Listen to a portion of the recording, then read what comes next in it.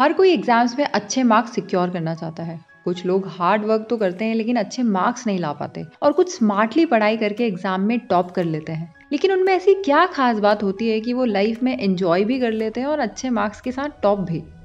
ऐसा नहीं है कि एग्जाम्स का प्रेशर किसी पे नहीं होता, आपको पूरा सिलेबस एक बार में कवर करना होता है, लेकिन जो स्मार्टली पढ़ाई करता है वो आगे निकल जाता है। तो आज मैं आपसे कुछ ऐसे study tips and tricks share करूंगी जिससे आप एग्जाम में 95% प्लस सिक्योर करके आओगे। तो let's start. Number 1, avoid distractions. पढ़ते टाइम सबसे इंपॉर्टेंट होता है हमारा कंसंट्रेशन, और कंसंट्रेशन ना लगने का कारण होता है डिस्ट्रैक्शंस।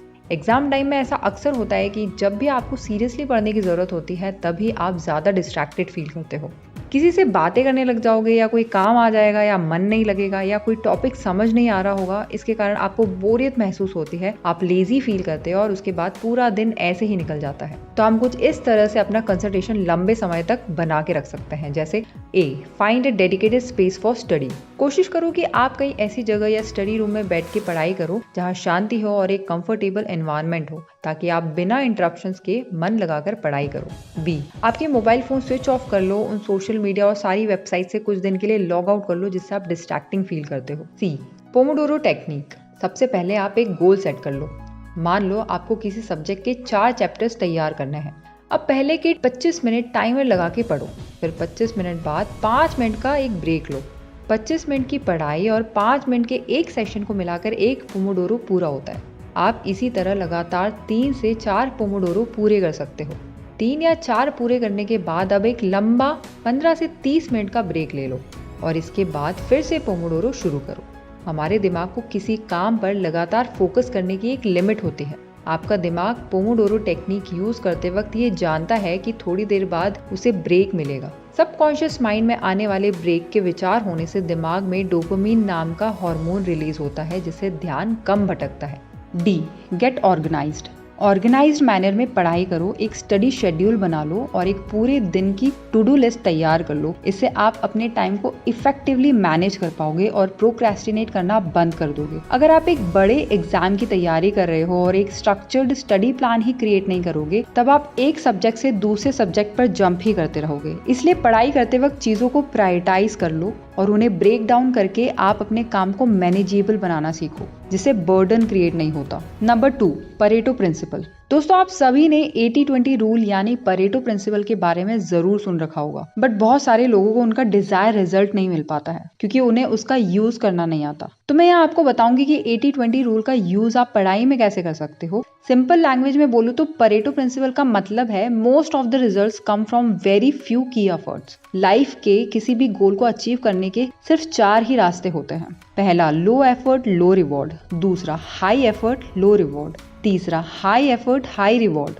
चौथा, लो एफर्ट हाई रिवॉर्ड। और हम सब इन्हीं 4 रास्तों में से एक रास्ता चुनते हैं जिसका हमें प्री डिफाइंड रिवॉर्ड मिलता है। एग्जाम्स में ज्यादा मार्क्स लाने के लिए आप इन चारों में से कौन सा रास्ता चुनोगे? अगर आपका आंसर चौथा है यानी लो एफर्ट हाई रिवॉर्ड, तो आपने सही चूज किया है और आप परेटो प्रिंसिपल को समझ चुके हो। ए, लो एफर्ट लो रिवॉर्ड। ये लोग साल भर कुछ नहीं पढ़ते और एग्जाम से 2-3 दिन पहले पढ़ना स्टार्ट करते हैं और एग्जाम को ये बड़ी मुश्किल से क्लियर करते हैं या फेल हो जाते हैं। B, high effort low reward. ऐसे स्टूडेंट्स डेली स्कूल जाते हैं, सारे लेक्चर्स अटेंड करते हैं, बट इनका शरीर तो क्लास में होता है लेकिन इनका दिमाग बंक मार के कहीं और लगा होता है, मतलब कि इनका ध्यान ही कहीं और होता है। सी, हाई एफर्ट हाई रिवॉर्ड। ये लोग जीनियस टाइप के लोग होते हैं, इनमें डिसिप्लिन और हार्ड वर्क कूट कूट के भरा होता है। ये लोग खूब मेहनत करते हैं, 12-12 घंटे पढ़ते हैं पूरी सीरियसनेस के साथ, तब जाके ये लोग टॉप 5 में पहुंचते हैं। But this path is very difficult and needs a lot of hard work. D, low effort high reward. इसी को हम परेटो प्रिंसिपल बोलते हैं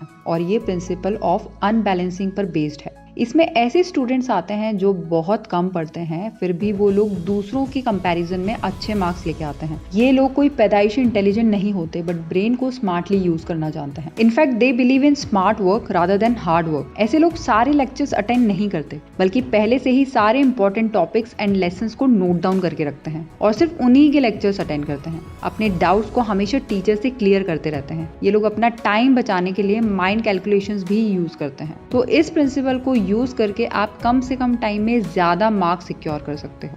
number 3, previous year question papers. ऐसे स्टूडेंट्स जिन्होंने साल भर से पढ़ाई नहीं की है, वो लोग प्रीवियस ईयर क्वेश्चन पेपर को एग्जाम से एक हफ्ता पहले पढ़कर 70 से 80% मार्क्स इजीली सिक्योर कर सकते हैं। दोस्तों, आपको एटलीस्ट 10 साल या मिनिमम से मिनिमम लास्ट 5 साल के प्रीवियस ईयर एग्जाम पेपर्स को सॉल्व करना चाहिए। और जब भी आप इनको सॉल्व करें तो पेपर की ड्यूरेशन के हिसाब से अपने मोबाइल में टाइमर लगा लें, जिससे ऐसा लगना चाहिए कि आप सही में एग्जाम हॉल में बैठकर पेपर सॉल्व कर रहे हो। इससे आप क्वेश्चंस के साथ साथ खुद को भी मेंटली प्रिपेयर कर लेते हो एग्जाम्स के लिए। प्रीवियस ईयर क्वेश्चंस लगाने के 2 मेन फायदे हैं। पहला तो ये है कि इससे हमें एग्जाम का पैटर्न समझ में आ जाता है, और दूसरा ये है कि हमें ऐसे क्वेश्चंस भी मिल जाते हैं जो हर साल या 2-3 साल में रिपीट हो रहे हैं। अगर आपकी प्रिपरेशन अच्छी है तो आप सिर्फ अनसॉल्व पेपर लगाइए एज अ रिवीजन, बट अगर आपने साल भर से कुछ नहीं पढ़ा है तो आप पहले सॉल्व पेपर लगाइए, देन अनसॉल्व पेपर लगाइए। और सपोज करो जिस भी एग्जाम की प्रिपरेशन कर रहे हो, मान लो कि उसकी ड्यूरेशन 3 घंटा है, तो दोस्तों आपको अपने प्रीवियस ईयर्स के क्वेश्चन पेपर के सेट को 2 से 2.5 घंटे में सॉल्व करने की हैबिट डालनी है। इससे आपको एग्जाम में टाइम की कमी कभी नहीं पड़ेगी। Number 4, use the power of mental spacing.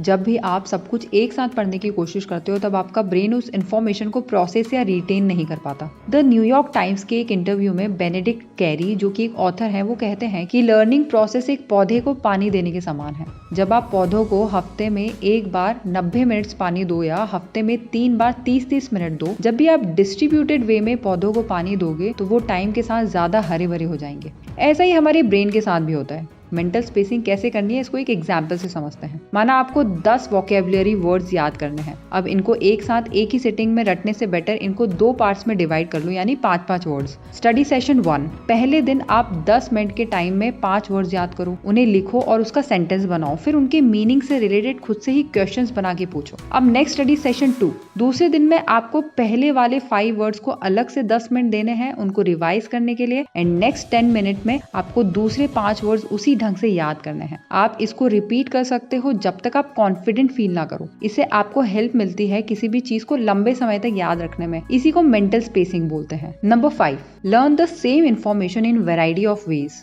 देखो, जब मुझे एग्जाम्स देने होते थे तब मेरा सबसे बड़ा चैलेंज होता था कि मैं बहुत जल्दी बोर हो जाया करती थी, क्योंकि कभी कभी मुझे कोई टॉपिक समझ नहीं आता था, जिसके कारण मैं डीमोटिवेट हो जाती थी और गिव अप करने का सोचती थी। लेकिन आप ही बताओ, अगर अगले दिन एग्जाम है और आप इस स्टेट में घूम रहे हो तो आपको कैसा लगेगा? तो मैं क्या करती थी, उसे इंटरेस्टिंग बनाने के लिए अलग अलग सोर्सेज यूज करती थी, क्योंकि हो सकता है कहीं कुछ चीजें टफ लैंग्वेज में समझाई है, कहीं सिंपल वे में सिंपल एग्जाम्पल्स के साथ समझाया हो। तो जब भी कोई डिफिकल्ट टॉपिक याद करना होता था तो मैं कुछ चीजें बुक से पढ़ती थी, कुछ जो टीचर ने क्लास में पढ़ाया होता था, कुछ यूट्यूब से और कुछ गूगल करके। तो अगर आप सेम इन्फॉर्मेशन को अलग अलग सोर्सेज से पढ़ते हो तो आपको एक अलग पर्सपेक्टिव मिलता है और आप उस टॉपिक को अपनी तरह से लर्न कर सकते हो। इस तरह से आप किसी भी टॉपिक को सिंप्लीफाई करके उसकी समरी बना के उसे कंप्रेस कर सकते हो, जिससे ज्यादा चांसेस बढ़ जाते हैं एग्जाम के दौरान अच्छा परफॉर्म करने में और उस टॉपिक को याद रखने में। नंबर 6, टीच समवन एल्स और जस्ट प्रिटेंड टू। जो भी चीज आप पढ़ते हो उसे याद रखने का एक बेस्ट तरीका ये भी है कि अगर आपको लग रहा है कि किसी क्वेश्चन या टॉपिक से रिलेटेड आपको कोई डाउट है और एग्जाम में लिखते वक्त आप उसे भूल सकते हो, तो आप उस टॉपिक को किसी को समझा दो, जिससे सामने वाले का भला तो होगा ही, साथ में आप उस इन्फॉर्मेशन को बेटर तरीके से रिकॉग्नाइज कर पाओगे। आपको पता लगेगा कि आप कहाँ अटक रहे हो, किस पॉइंट को भूल रहे हो, किस पार्ट को और बेटर तरीके से समझने की जरूरत है। अगर कोई दूसरा ना मिले समझाने को तो कोई प्रॉब्लम नहीं है, खुद को समझाओ उसी तरह से जैसे एक टीचर आपको कोई टॉपिक क्लियर करता है, क्योंकि जब हम खुद से पॉइंट टू पॉइंट चीज को रिपीट कर लेते हैं तो एग्जाम में उसको पूरा याद रखने के चांसेस 100% होते हैं। तो जाहिर सी बात है, आपको 95% प्लस लाने से कोई नहीं रोक सकता, क्योंकि ये एक बहुत इफेक्टिव लर्निंग स्ट्रेटेजी होती है किसी भी टॉपिक को अच्छे से ग्रैस्प एंड लर्न करने की। Number 7, take notes by hand.